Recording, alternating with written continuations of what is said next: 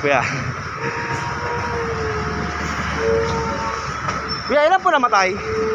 Meron ko lang. Ayun lang. Sige po. Thank you. So, ayan po yung truck kahapon. Nandiyan pa rin. Subukan natin lumapit mamaya. Alamin kung totoo ba talaga nandiyan pa yung dalawang nasunog sa sakyan ng kotse. Bubilo lang kami para makatawid. Ayan po.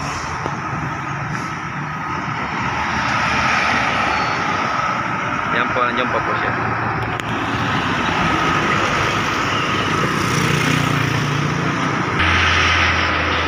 Ito po. Ito po yung truck na na kargado ng buhangin. Alam mo po, sa lakas ng hanapin na po natin yung kotse dito.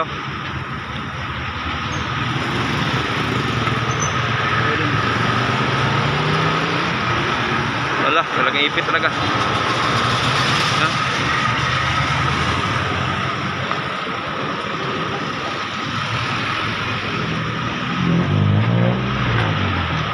Po yung ila-ila lang ila-ila lang itong blow, ila-ila to ng ng towing. Ito po.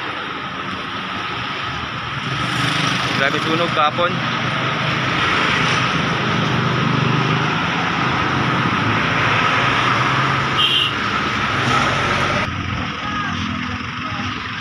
Ito po. Ito po yung nangyari sa truck. Ba't tatlong ulo?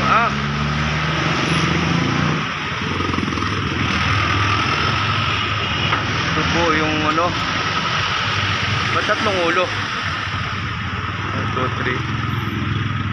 3. Hindi ko makita kung saan yung kotse dito. Po. Okay lang ba mag-video ako? Okay lang mag-video ako?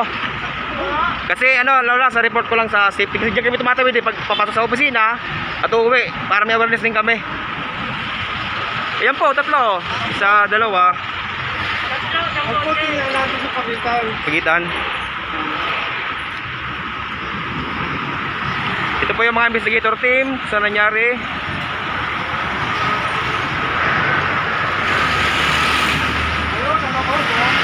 Ayaw kotse. Dito pala yung isa. Oo. Yung isa, Towing yun. dalawang towing. Ha? Di ba may naiwan towing doon? Ewan ko. Basta alam ko isang ali. Sige po. Marami namatay ka? Dalawa lang daw yung sa kotse. Patay, no? Yung naipit nitong dalawa, yung kotse, Dinararo, no? nasunog na, bigla sunog. Wala na. Tunog ang tao, tunog. Nakunog. Nakuha na raw, pre.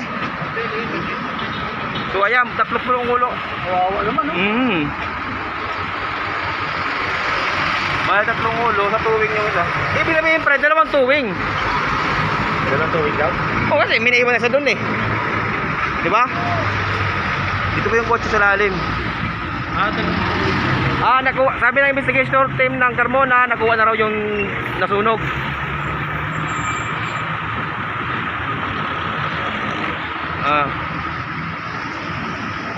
Yun po yung kotse itim.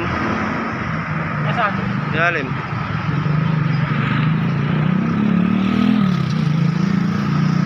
Ito po yung plate number ng doktor po siya, doktor. Plate number ng kotse. Ay, sa kotse. Ito mo.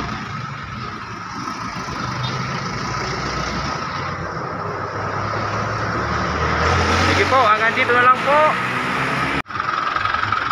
Ito po yung towing truck. Ito yung towing truck. Di ko alam kung nabuhay pa yung sakay ng towing truck na to. Yun po yung sa kabila, yung hila-hila. Diyan po sa lalim yung kotse.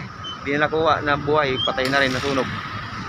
At punta po natin yung isang towing truck doon sa junk shop. Bale, dalawa pala towing truck doon sa junk shop.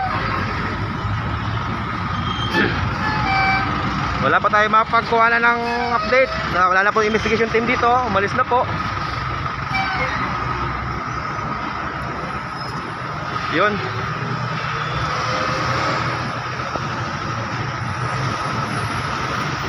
Matraffic pa rin ngayon kasi may caution tape yung daan. Hindi pa nakukuha yung mga truck. po. Siya po si Enrique Balbastro sa unahan ko. Kasama ko kahapon.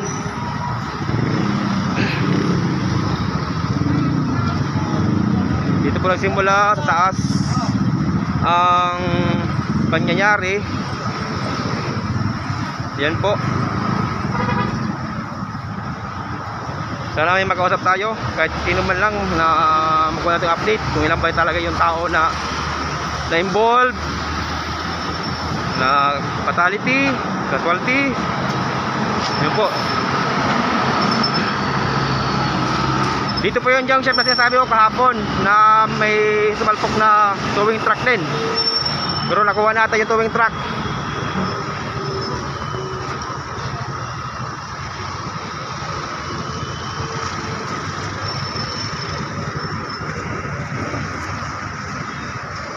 Kuya. Kuya, ilan po namatay? Meron ko lang. Ayun lang. Sige po. Thank you. Dito po kami bumababa pag galing sa bahay, pag sa office. Ito po yung junk shop kahapon na sinasabi ko. Dito po bumangga yung isang towing truck. Ito. Dito po. Pader na yan. Diyan po nagsimula yung karambula hanggang napunta doon sa ano. Yun ang gagaling GMA, matraffic pa po ngayon kasi dahil doon sa lane na may caution tape. Pasensya nyo na po muna ang traffic dahil sa may investigation team pa doon. Antayin na lang po natin matapos ang investigation nila para makakuha rin tayong update. Sige po. Ganito na lang po yung video natin. Yung update po sa dalawang nasunog, yung doktor at saka yung bataan ng doktor, nakuha na raw sabi ng investigator team. Maraming salamat po.